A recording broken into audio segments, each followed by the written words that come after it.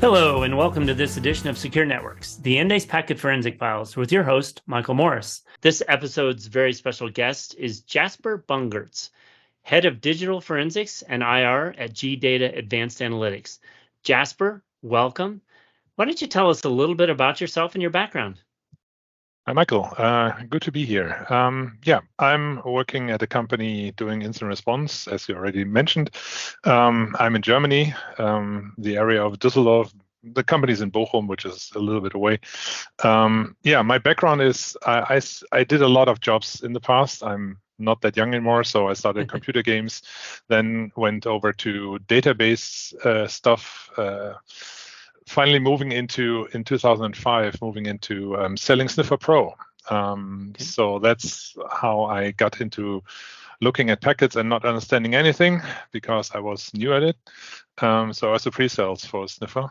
And from that, I basically moved into teaching about packet analysis. I got in contact with a training company in Germany that taught ethereal classes back then. So then I did that for them, moved over to teaching Wireshark classes. And from that, I also started looking at packets in a forensic kind of way. So I got into security. And finally, now I'm doing mostly security and not troubleshooting packets anymore that much. And one thing that happens to me all the time is that our customers very often disconnect their internet connection. So there's no packets to look at, which is why I'm now mostly doing incident handling, guiding them through the process of how to get things up and running again. No, we love your background. Obviously, we got this interview set up because of your participation in SharkFest and some contacts you have met with our team there. So I certainly appreciate your expertise. We haven't had the luxury of having a seasoned IR expert like this, and your expertise in ransomware in particular is interesting. So let's kind of start off by describing some common challenges faced during incident response and really how you encourage people to mitigate those. Well, the biggest challenge I always face, because I'm one of the people who talk to the customers at the beginning of the crisis that they're in, is what we call the headless chicken mode. The customers, all the peoples are not familiar with that kind of situation. So if you get ransomware, everything's encrypted, nothing's working anymore. Thousands of employees cannot do their job anymore. No computers are working. So everybody is running around and asking, what can we do? What can we do? So one of the challenges I face is giving them a way to get through this. So mitigating headless chicken mode is what we do in the beginning. That involves a lot of communication, talking to people, finding out what did really happen, how bad is it, is there a backup that you can recover from, or isn't there one, because that changes what we are going to do quite a bit. Then, of course, if they're ransomware, they have the encrypted files, so there's challenges in decrypting them, if at all. You usually have to buy something with Bitcoin to do that, because encryption is pretty good these days. Well, and whenever you have a ransomware, usually the attackers are in the network for at least days, sometimes weeks, and the longest we had was for 2 years. So you had to find all the backdoors that are left in there, and that is something that we do. No, I love the headless chicken mode. That's a great analogy that I've never heard before, and it's interesting because I often get in conversations on these of how often people don't practice and dry run some of that stuff. So I can totally get it. So how do you define the scope and objectives of a digital forensic investigation when you're called in responding to a security incident? Yeah. Usually customers, they end up at our hotline, then a ticket gets opened, and I'm one of the people who call them back. And then the first thing we need to do is to figure out what did actually happen. Sometimes they don't know yet. Sometimes they do know. Sometimes they think it's a big thing, while it isn't. Sometimes it's the other way around. I had customers talk to me on a Friday night, and they're like, yeah, we want to be up and running on Monday morning again. And my experience tells me this is going to be at least 1 or 2 weeks until you even getting close to that kind of thing. But from the details the customers tell me, we try to figure out what we need to do. And do we need to get on site? Can we do it remotely? Ever since COVID, we're doing almost everything remotely. The one exception is whenever a hospital is hit, we always go on site because it's critical. It's life and death in some situations. So it depends on what the customer can tell us. And sometimes we need to figure it out with him together. And it depends on also if it's ransomware, then it's quite obvious what we're going to do. We have some customers who are targeted by a APT kind of scenario, advanced persistent threat, which is like a nation state kind of attack, which makes the approach totally different, because sometimes with the ransomware, it's obvious that you've been hit. The ransomware, usually the encryption is the last thing the attackers do, and you cannot ignore. And they're basically ringing all the alarm bells. With an APT, they try to stay as secretive as possible. And sometimes you don't want to tell the attackers that you found them. So you can't do the drastic things like disconnecting the network and stuff like this, because that would tell them that you found them. And that's basically what we try to find out. Is it, if it's a ransomware case or something that is going to be a ransomware case, because sometimes customers call us before they get encrypted, if they're lucky. But if it's an APT, then the approach is quite different. Right. No, I can see that. When you find an APT, does it sometimes kick into ransomware at that point? Right? Like if you show your cards, does that sometimes happen?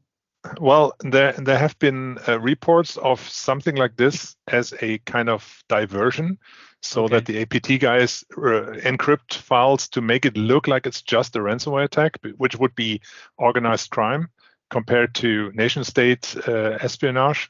But I haven't had any case like this. So so far, no.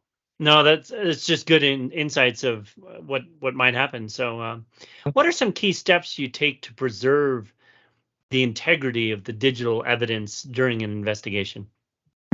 That depends a bit on what case it is, obviously. But if we're capturing network packets, which we sometimes do, depending on the situation, we try to use a network tap, of course, compared to a span port, which is not that great, because if you go to court and you tell them, hey, I used a span port, it's not as good as telling them, hey, I used this tab. There's no way of me injecting data into the capture, especially if I'm using a professional capture card like the Endace cards. I won't have any kind of problem like this, because otherwise they might tell me, hey, your laptop may have injected these packets into the data stream. So that's what we do. And when it comes to host forensics, it's write blockers to copy disks. But we usually only do that if we have something like an APT. In ransomware cases, we use a different approach, a much faster approach, and collect data with a collection tool that grabs all the log files that we need, and then the customer can upload them to us. All of that is encrypted. It's all hashed. So we can basically be sure that this hasn't been tampered with. Right. No, that's excellent experience, real world in the trenches.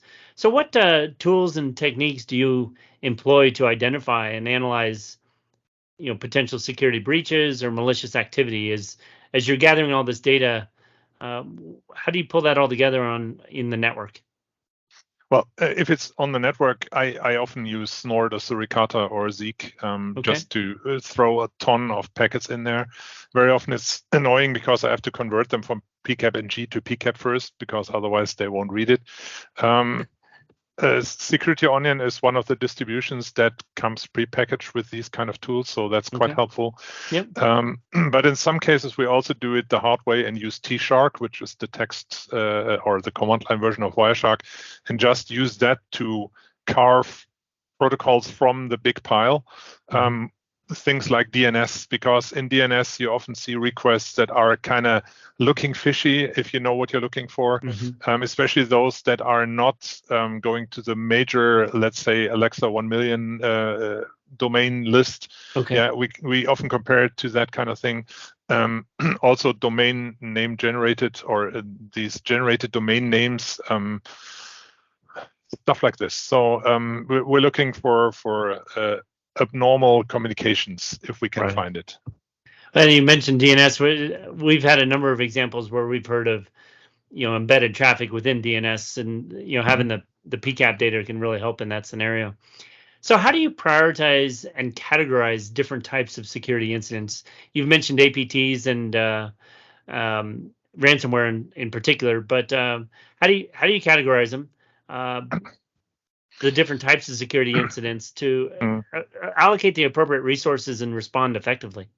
Yeah, it's once again the talking to the customer at the beginning basically will tell me what kind of resources I will need.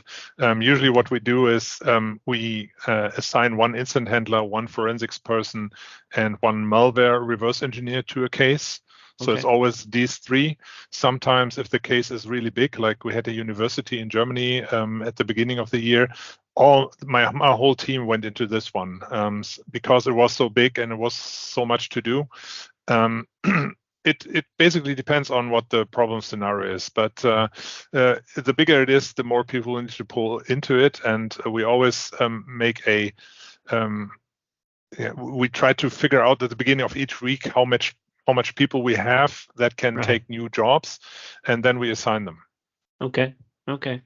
What are some emerging trends or technologies in digital forensics and IR that professionals in this field should be aware of and really should be adopting as day-to-day, tools and activities?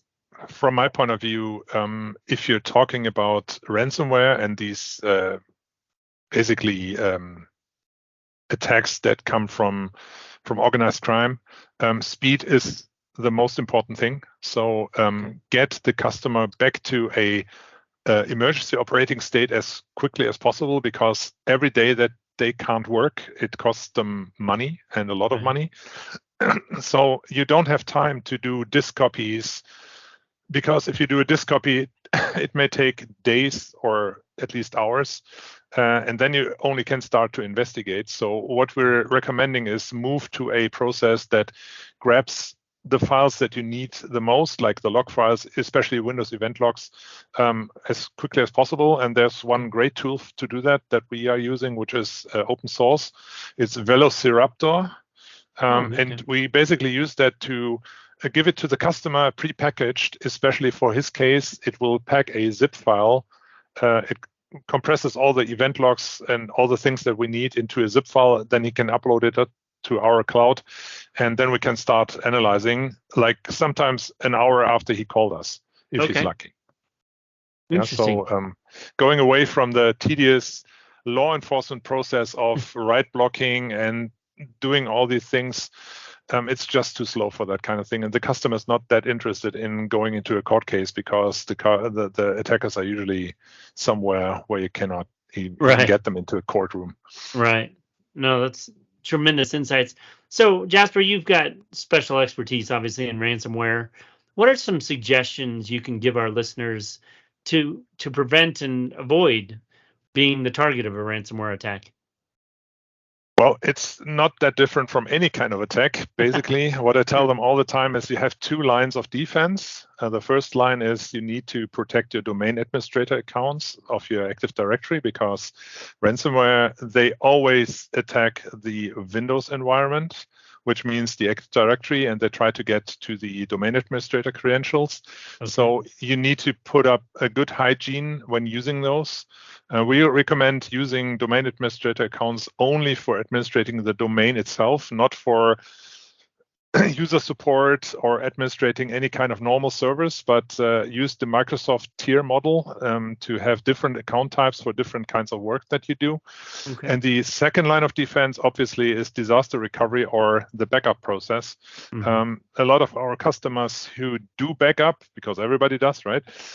They do it for a situation where a server dies or a file is deleted, but not for somebody intentionally trying to encrypt all the files and sabotage the backup. So you need to get that into your head, like somebody is trying to destroy my backup before they're encrypting everything, and to try to have a disaster recovery setup that is protected against sabotage. That is Okay. quite important because it's the last line of defense. If the Active Directory fell, you only have the backups, which decides if you have to pay the ransom or not. Right. No, that's incredible insights on having the disaster recovery piece, and protecting it from sabotage. Right. That's clearly the key there. Are there tools or processes that you recommend in particular for SOC teams to focus on ransomware? I mean, because it's becoming so much more prevalent. Well, it's not that different from any other kind of breach. I mean, Okay. the SOC always tries to find Right. people in the network which shouldn't be there or who shouldn't be there. We're using Windows event logs because it's if you're looking at the right types of logs, you can see attacker behavior. We usually look at remote desktop protocol logs and the PowerShell logs because that's where the attackers usually show up because they're living off the land right now. They're not bringing their own tools that much anymore. And if you can, I've seen tools that can monitor the network and do a deep packet analysis on SMB, for example, and warn you if there's a lot of read-write and basically encrypt routines going on. So a tool like this can alert you from an ongoing encryption running over your network. Okay, no, that's good insights on the SMB traffic, and again, that's where packet data can help you filter and understand what type of traffic you're looking at there. You need to have like a packet capture appliance, a good one, of course, because it needs to capture it all, or as much as possible. Have it running all the time, and then have these alerts on it. That would help a lot. No, great insights. How do you ensure compliance with legal and regulatory requirements when conducting digital forensic investigations? Yeah, we're talking to law enforcement all the time because usually they get called in, and we try to coordinate with them because sometimes they want to do things that gets into the way of what the customer wants to do and what we want to do. And very often we try to share our findings and the evidence that we have. We have an NDA with all our customers all the time because we're handling their most private data mostly. And whenever we share it with somebody else, if it's law enforcement or anybody else, we always make sure that the customer is okay with it. We never do that just like because we can. And documentation is key. You need to document basically everything so that if it goes to court or if anybody wants to know what you did, you can show them like, this was my process, this is how I did this is how I got here, this is the result, so that it can be proven by a third party. Right.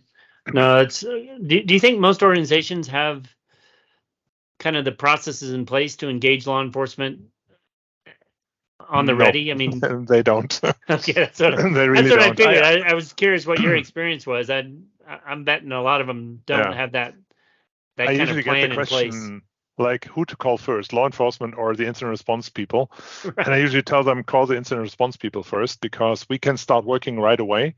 While law enforcement, at least in Germany, they will show up at some point with a lot of people and they bring equipment and then they start doing whatever they're doing, but that's not helping the customer to get things running again. So it's, from my point of view, it's better to get the incident response people, like anybody who can help with that, on board first, and then do the rest of this. No, great insights. So, Jasper, one of the things I always like to ask our experts that come on is, put on your prognosticator hat a little bit here, and what's one thing you recommend to our listeners to really think about or look out for in the next 6 to 18 months? And that's an eternity in cybersecurity, but as they're trying to stay in front of the ever-shifting battle for cyber and network security, what's one thing they should think about? Well, I thought about this kind of thing for my customers too. And the thing is that we expect that the bad guys are going to move away from the encryption thing maybe in the future, because it's not that relevant anymore, because people are getting better and better with disaster recovery, and all the vendors that do backup solutions, they have ransomware as a selling factor now, or protection against ransomware. So customers are more aware about ransomware and the the threat it poses than they used to. So they're going to have better disaster recovery, which means that encrypting all the files is a nuisance, but not a reason anymore to pay the ransom, which is why I expect the bad guys to move away from the encryption and focus more on exfiltrating important data and basically asking the company to pay or else they will basically publish their internals. Right. So this kind of extortion will probably get much more critical in the next couple of months or years. And it is a really hard thing to prove. Customers always ask us, hey, you're sure that data was exfiltrated before the encryption? Yes, because they always do that. Can you tell us which data it was? And usually we can't because there's no evidence for that kind of thing. Right. We can sometimes tell the customers, oh, the attacker has been in these folders on that file server, but we can't tell them exactly what they did in there. Mm. So a solution to that, and sometimes we get something like this, at least would be something like NetFlow or even packet data, which is not that common, unfortunately, at least in Germany. I don't know about the US, but with packet data, especially with a good capture engine, you could prove what happened on the file server. You could prove which kind of SMB accesses you had, unless it's encrypted, of course, but nobody does that, right? So you could prove and tell them, okay, we see that the attackers accessed these files, they exfiltrated these files, and then the management board can put a number to it and say, okay, if this gets leaked, it's this bad for us, and then they can decide, do we want to pay or don't we? I had one customer so far who only paid because they didn't want to have their patented technologies being published on the darknet. Everything else, when somebody paid, and that's only like 2 out of 10 cases for my kind of customers, they usually do it because they want to have the decryption tool. But I think this will move away to the data exfil and extortion thing. So anything that you can do to detect data exfiltration, or at least after the fact find out what it was, will help you. No, that's great insight. It's interesting thought moving away from the encryption and data exfiltration, as you know, is one of the big use cases for what Endace does to really help some of our customers. So it's just, that's where we're trying to help more customers gain value in their infrastructure. Jasper, thank you for taking time out of your evening. It's late there in Germany, so I appreciate your time. Thank you for taking time and sharing your expertise and insights in how to better secure networks. We'd ask our listeners to tune in next time for another edition of the Endace Packet Forensic Files. For more information about Endace's network packet capture platform and our integrations with our Fusion technology partners, please go to endace.com. Jasper, again, thank you for taking the time. You're welcome. Thank you for inviting me. All right.